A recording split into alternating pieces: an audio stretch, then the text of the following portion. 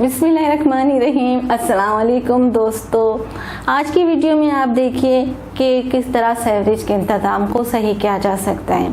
बरसों पहले बैरून ममालिक में ऐसा क्या इंतज़ाम किया गया जिसकी वजह से वो आज तक पुरसुकून और मुतमईन है। मैं हूँ तूबा दुरानी और आप देख रहे हैं मेरा चैनल CNN। हमारी पिछली वीडियो की तरह ये वीडियो भी आपको इंशाल्लाह ज़रूर पसंद आएगी। इससे पहले कि आपने अगर मेरे चैनल को सब्सक्राइब नहीं किया तो आपकी स्क्रीन पे जो सुर्ख निशान नज़र आ रहा था उसे छू दीजिएगा और साथ में बेल आइकन को भी टच कर दीजिएगा। आपका ये फैसला आपके लिए मुफीद साबित होगा।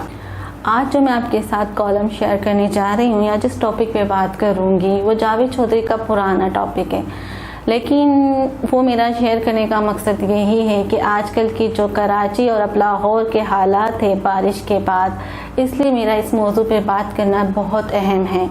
तो मैंने सोचा क्यों ना आज इसी मौजू पे आप लोगों से बात की जाए। ये आज से 250 साल पहले की बात है। 1750 से 1810 के दरमियान लंदन की आबादी 15 लाख तक पहुंच चुकी थी। आबादी के लिहाज से इस वक्त ये दुनिया का सबसे बड़ा शहर था। लंदन में सर ही सर नज़र आते थे। शहर मंसूबा बंदी के बगैर बड़ा हुआ था। चुनाचा सड़कें, बाजार और रिहायशी आबादी लोगों का दबाव बर्दाश्त नहीं कर पा रही थी। सीवरेज सिस्टम नहीं था। हर घर के सामने सफेद टैंक होता था। शहर में 2 लाख गटर थे और ये गटर सुबह शाम उबलते रहते थे। गंदा पानी गलियों में बहता था। बारिश इसकी गलीजी और पानी को दरियाए तहीम में डाल देती थी और मेट्रोपोलिट के बाद अर्ज दरिया का पानी पंप कर घरों को सप्लाई कर देती थी और यूं शहरी अपने ही सीवरेज पीते थे। शहर के गुरबा तहखानों में रहते थे। घरों के ये हिस्से अक्सर औकात सीवरेज के पानी से भरे रहते थे या फिर वहाँ गंदे पानी की सीलन होती थी। ये गंदगी बीमारी में तब्दील हुई और 1831 में लंदन में हैजे की खौफनाक वबा फूट पड़ी। 55,000 लोग मर गए। ये वबा, गंदगी और बदबू हाउस ऑफ कॉमन्स के अंदर तक पहुंच गई। सीलन के असरात बरतानी पार्लियामेंट के फर्श, दीवारों, सुतूनों में भी दिखाई देने लगे। हाउस ऑफ कॉमन्स के पर्दे तक बदबूदार पानी से भीग गए। अरकान पार्लियामेंट नाक पर रुमाल रखकर असेंबली में आते थे। ये सूरत हाल नाकाबिले बर्दाश्त थी। चुनाचा गवर्नमेंट ने तदारीक का फैसला किया, मुख्तलिफ माहिरीन और मुख्तलिफ तजावीज़ दी, लेकिन ये तमाम अर्ज़े इलाज थे। हुकूमत को कोई मुस्तकिल हल चाहिए था। ये जिम्मेदारी बहरहाल जोसेफ बेल्ग्रेड को दी गई। तो वो इस वक्त मेट्रोपॉलिटन के चीफ इंजीनियर थे। ज़हनी मामले में फ़हीम और लॉन्ग ट्रिप पॉलिसी बनाने के माहिर थे। जोसेफ ने पूरे लंदन का सर्वे किया और तमाम लोगों का डेटा जमा किया। हर शख्स से पूछा कि वो कितनी बार वॉशरूम जाते हैं, इस्तेमाल और तादाद और बात आपस में ज़रब दी। फिर से 3 गुना कर दिया और इस डेटे को पाइपों से ज़रब देकर लंदन में सीवरेज का सिस्टम बिछाना शुरू कर दिया। जोसेफ ने पूरे शहर को सीवरेज से जोड़ा और शहर से 10 किलोमीटर दूर ट्रीटमेंट प्लांट लगाया। सीवरेज लाइन को इस प्लांट से मुंसलिक किया, सीवरेज को साफ किया और फिर साफ पानी दरियाए तहमीज़ में डाल दिया। लंदन का ये सीवरेज इशू हमेशा के लिए ख़त्म हो गया। जोसेफ का सिस्टम इस कदर मुकम्मल और शानदार था कि हुकूमत को इसका अंदाज़ा 1960 की तिहाई में हुआ। लंदन में 1960 में प्रॉपर्टी बूम कर गई। Apartments, tower, high rise building बनना शुरू हो गई। सयाहों की तादाद भी 10 गुना में इजाफा हो गया। हुकूमत का ख्याल था कि शहर का सीवरेज सिस्टम ये दबाव बर्दाश्त नहीं कर सकेगा और मेट्रोपॉलिटन तोसील में मजबूर हो जाएगी। लेकिन मेयर ये जॉन का हैरान कुन रह गए कि जोसेफ बेल्ग्रेड का सिस्टम न सिर्फ दबाव बर्दाश्त कर गया बल्कि शहर में किसी जगह सीवरेज चौक हुआ ही नहीं। इस बहाव में रुकावट आई ही नहीं। जोसेफ बेल्ग्रेड का ये सिस्टम वादियत पूरे बरतानिया और फिर पूरे यूरोप के बड़े बड़े शहरों में लगा दिया गया تاہم فرانس، جرمنی اور اسپین نے اس سسٹم میں ایک اضافہ کر دیا۔ یہ ملک کے سیوریج کے پانی کو ٹریٹ کر گھروں میں واپس بھیجتے تھے اور وہ پانی کموڈ میں دوبارہ استعمال کیا جاتا تھا۔ آج یورپ کے 9% گھروں میں پانی کی 2 لائنیں بچھائی جاتی ہیں۔ پہلی لائن میں صاف پانی سپلائی کیا جاتا ہے تو وہ لوگ پیتے ہیں اور اسے کھانا پکاتے ہیں، جبکہ دوسری لائنز میں ٹریٹمنٹ شدہ پانی ہوتا ہے۔ یہ پانی ہاتھ اور روزمرہ ٹوائلٹس اور لانڈری اور گیراج میں استعمال ہوتا ہے۔ یورپ میں حکومتیں ہر گھر سے پانی کا بل وصول کرتی ہیں۔ بل پانی میں کفایت شعاری کی بھی عادت ڈالتا ہے اور حکومت کی آمدنی میں بھی اضافہ ہوتا ہے۔ ہم مانے نہ مانے لیکن پاکستان کا سب سے بڑا مسئلہ گندگی ہے۔ یہ کرپشن، ناانصافی اور عدم مساوات سے بھی بڑا ایشو ہے، کیونکہ یہاں پہ ہم لوگوں کا کوئی سیوریج نظام صحیح نہیں ہے۔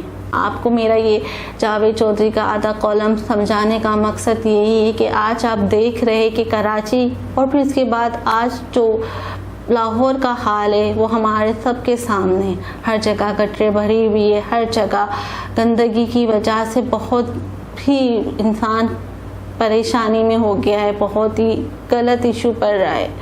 دراصل اس کی وجہ کیا ہے؟ کیونکہ وہاں پہ بھی سیوریج انتظام صحیح نہیں ہے۔ ایکچولی ہوتا یہ ہے کہ جس جگہ پہ پہلے ایک گھر تھا وہاں پہ پھر اپارٹمنٹس بنا دیے جاتے اور نظام جو ہوتا ہے سیوریج کا وہ اسی طریقے سے رکھا ہوا ہوتا ہے کہ جیسے پہلے ہوتا ہے۔ تو آپ اس سے اندازہ لگا لیجئے کہ جب ایک گھر کے اندر 10 افراد رہ رہے وہاں پہ آپ ایک اپارٹمنٹس کھڑا کر دیتے اور ایک فلیٹ کے اندر یہ کہنا چاہیے کہ ایک فلور میں 10 فلیٹس ہوتے ہیں، 5 فلیٹ میں لوگ رہ رہے ہوتے ہیں، اب اس کا سیوریج نظام کہاں جائے گا؟ اب وہ ایک لائن ہوتی ہے، اس میں سب کا پانی جا رہا ہوتا ہے تو وہ کتنا برداشت کرے گا؟ وہ برداشت نہیں ہو پاتا۔ پھر وہ یہ ہوتا ہے کہ ہمارے جو مین ہولس وغیرہ ہوتے ہیں اس میں سے پانی باہر آنا شروع ہو جاتے ہیں۔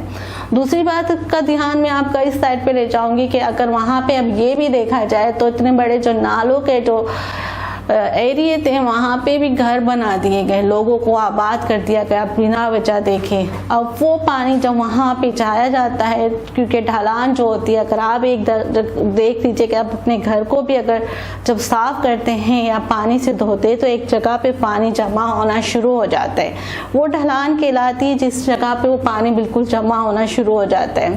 تو بیسک بات یہ ہے کہ نالوں کے اوپر گھر بنے ہوئے ہوتے ہیں، اب جب بارش ہوئی پانی جمع ہونا شروع ہوا تو بہہ کر جب نالے کی سائڈ گیا تو وہ گھروں میں گیا، اور گھروں میں گیا تو لوگوں کے گھر تباہ ہو گئے، گھروں کے فرنیچر خراب ہو گئے، لوگوں کا رہنا خراب ہو گیا۔ بیسک بات یہی ہے کہ یہاں پہ ہماری مردم شماری صحیح طرح سے کی نہیں جاتی۔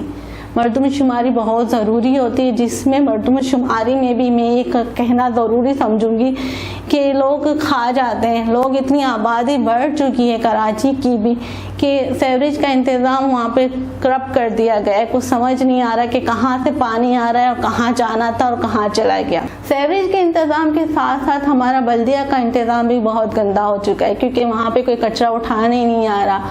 اور تھوڑا اگر یہ دیکھا جائے تو ان سب کے حالات کے ذمہ دار ہم خود بھی ہیں، کیونکہ ہم جب کراچی میں دیکھتے ہیں کہ ہم لوگ کچرا خود ہی ایسے پھینک دیتے ہیں، کچرا ایسے گلیوں میں جا رہا ہوتا ہے تو وہ کہاں جائے گا؟ اور وہ بارش ہوئی تو وہ بہہ کر نالوں میں ہی گیا اور نالے بھر گئے، چوک ہو گئے اور پھر وہ پانی گھروں میں آیا۔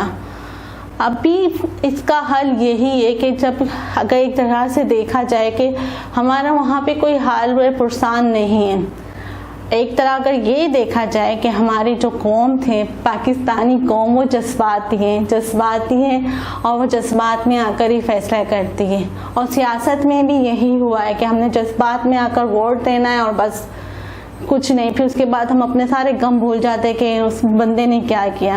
ہماری جو سیاست ہے وہ گول سرکل میں گھوم رہی۔ سیاست میں آنے والے لوگوں نے صرف ووٹ لینے سے پہلے بھی باتیں کی ہے، ووٹ لے کر بھی باتیں کی ہے، اور حکومت میں آ کر بھی باتیں کی ہیں۔ تھوڑا ہمیں یہاں پہ یہ کرنا ہوگا کہ ہمیں اپنے سیلف سروس خود ہی سب کچھ کرنا ہوگا۔ پہلے تو ہمیں خود سسٹم صحیح کرنا ہوگا کہ ہمیں کچرا ڈسٹ بین میں ڈالنا ہے، بڑے بڑے گاربیج ڈرم میں ڈالنا ہے، تاکہ یہ گندگی آگے نہ پھیلے، نہ ہیضہ ہونا اس طرح کی گندگی پھیلے گی تو نہ ہی وہ پانی کو چوک کرے گی۔ پہلے نظام ہمیں یہی کرنا ہے کہ ہمیں کچرے کا صحیح طرح سے اپنا پراپر پھینکنے کا کرنا ہے. پھر دوسرا ہمیں یہ کرنا ہے کہ ہمیں خود دیکھنا ہے کہ ہماری لائنس میں کتنا چوک ہو رہا ہے, کتنے فلیٹس ہے تو کتنی بڑی لائن ہونی چاہیے. یہ سب چیزیں اب ہمیں خود کرنا پڑے گی, کیونکہ اب تو یہی ہے جو آج لاہور کا بھی میں نے حال دیکھا کہ اب حکومت سے تو کیا کہیں, اب یہی ہے کہ عوام کو خود اٹھنا ہوگا, اپنے جذبات پہ قابو رکھنا ہوگا. آئی ہوپ آج کا آپ کو میرا یہ موضوع پسند آیا ہوگا اور آپ کو یہ کالم بھی پسند آیا ہوگا جو میں نے جاوید چودھری کا آپ لوگوں کے ساتھ شیئر کیا. میں نے شارٹ شیئر کیا ہے تاکہ میری ویڈیو سے آپ بور نہ ہو, ٹھیک ہے. تو اگر آپ کو پورا یہ کالم پڑھنا ہے تو میرے ڈسکرپشن میں آپ کو لنک مل جائے گا, آپ جا کے جاوید چودھری صاحب کا پورا کالم پڑھ لیجئے گا. اور اگر آپ کو میری یہ ویڈیو پسند آئی تو پلیز ضروری آپ لائک کیجئے گا اور مجھ کو دعاؤں میں یاد رکھیے گا. اللہ حافظ.